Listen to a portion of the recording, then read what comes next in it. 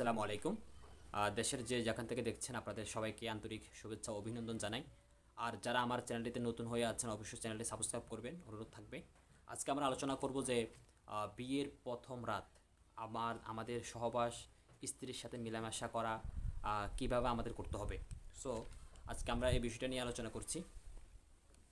প্রথমে দেখুন যে আপনি যখন আপনার বাসর ঘরে যাবেন, দেখবেন হয়তো আপনার স্ত্রী আপনার হচ্ছে যে সেখানে আপনার রুমে বসে আছে সুন্দর একটি ফুলের একটা ইয়াতে রুমে।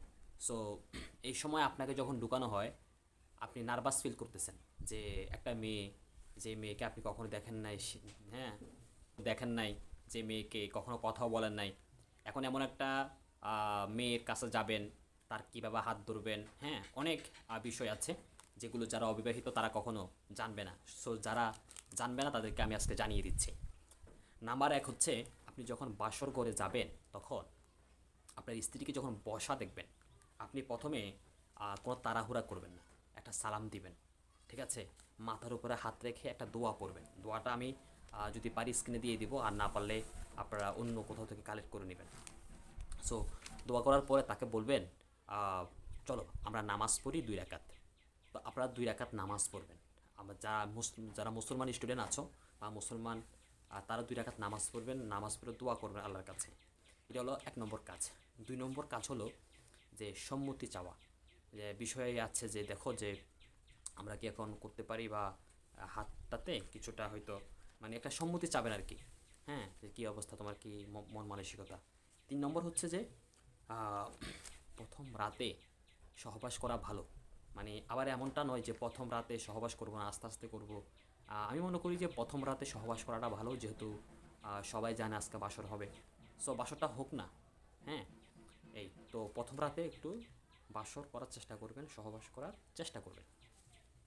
এবার 4 নম্বর হচ্ছে যে দেখুন যে শারীরিকভাবে আরামদায়ক, অর্থাৎ সহবাস করার পরে বা সহবাস করার আগে কিছুটা শারীরিক তৃপ্তি দেওয়া। হাত ধরবেন, মাথায় হাত দিবেন, মুখে হাত দিবেন, হ্যাঁ, বুকে হাত দিবেন।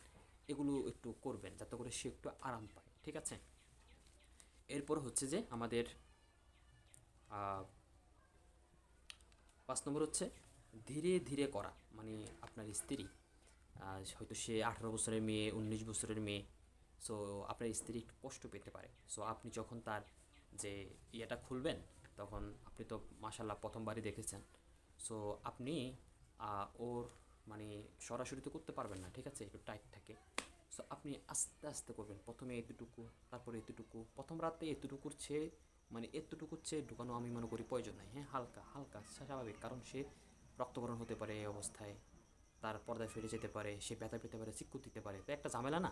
তো যার কারণে অল্প প্রথম রাতে জাস্ট একটু মিলামেশাটা করলেন, হ্যাঁ। তারও পানি বের হলো, আপনিও আস্তে আস্তে করে করে হালকা পাতলা পানি বের করে গোসলটা ফরজ করে আপনি গোসলটা করে ফেললেন। এরপরে হচ্ছে যে যদি আপনাদের মধ্যে বাচ্চা নেওয়ার কোনো ইয়া না থাকে, তাহলে অবশ্যই আপনারা কন্ডম ব্যবহার করতে পারেন। সো চ্যানেলটি ভালো লাগলে অবশ্যই সাবস্ক্রাইব করবেন। এই ধরনের আরও ভিডিও পেতে অবশ্যই এই চ্যানেলটি সাবস্ক্রাইব করে বেল আইকনটি বাজিয়ে দেবেন। সো ধন্যবাদ, ভালো থাকবেন, আসসালামু আলাইকুম।